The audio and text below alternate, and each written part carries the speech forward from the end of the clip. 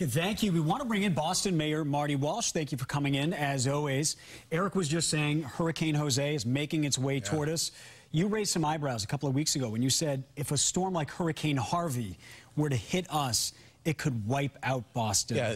What are we doing to prepare? You know, Jose's a tropical storm right now, so thank God it seems like it's gonna come up the coast. I think it's gonna hit the Cape and then come up to us, so we'll get a lot of rain, a lot of wind.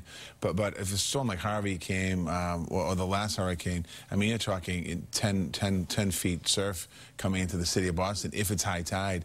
And when I say wiped out, I mean it's going to do an awful lot of damage. And so we're beginning the preparation, long-term preparation for what we can do. But right now, we just got to hope that we don't get hit with something like that. What does long-term preparation involve? We're talking big seawall? What are we talking I think what we're talking about is creating a buffer. And I think there's an opportunity for us to build islands around the inner harbor and create the buffer. You know, we don't have that. A lot of our property is built on the ocean. A lot of our ocean is open to the downtown area. I think Christopher Columbus Park would absorb an awful lot of water coming in from the ocean. But we something that, depending on the tide, when it comes in, what time it comes in, we really have to start thinking about preparing about building more seawalls around the city.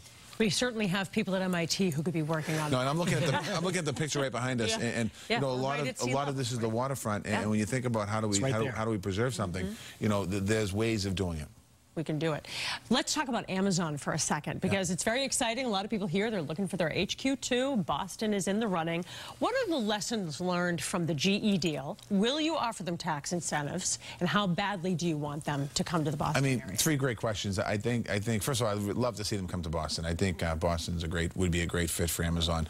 I think if they're looking to put an office in the East Coast, obviously Boston is the hub right now.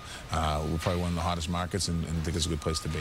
As far as tax incentives, I think it's far too early to talk about that, you know, because you tie those into job creation. You're talking about 50,000 jobs and $5 billion of investment. So you're thinking about how does that happen? How would that be? So I think we'll begin to put our pieces together. And I think, how do you win? I think the lessons you learn from GE is being straightforward and honest.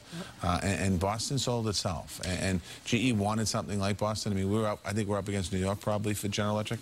And they chose Boston. And they were a little under 1,000 jobs, right? Yeah, under 1,000. They were just the headquarters. They were the global headquarters. So that might create a housing crunch. We're talking 50,000 employees in a big country.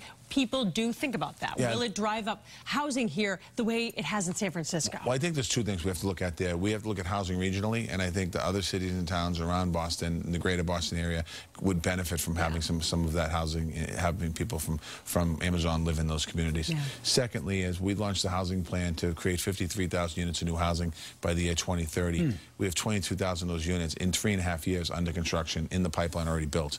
So we can build. It's just a matter of where would we put the housing. We have the ability to do it, and we have the ability for growth in the city of Boston, and I think an Amazon would help us do that. We just have to make sure that the jobs that are coming in are jobs, and what we're told is these jobs are all types of different jobs, that we have middle-class jobs here as well, which is important for us. I want to talk to you about violence. Boston Common, there was a shooting. 19-year-old was shot last week. Late July, we had a stabbing on Boston Common. What are we doing about the violence? Well, right now we have a police presence out there. Since the shooting last week, we're going to continue that police presence. We're looking at installing some cameras in different places. You know, with the sale of the Square Garage, once that gets finalized, we're going to be making a $28 million investment in the Common.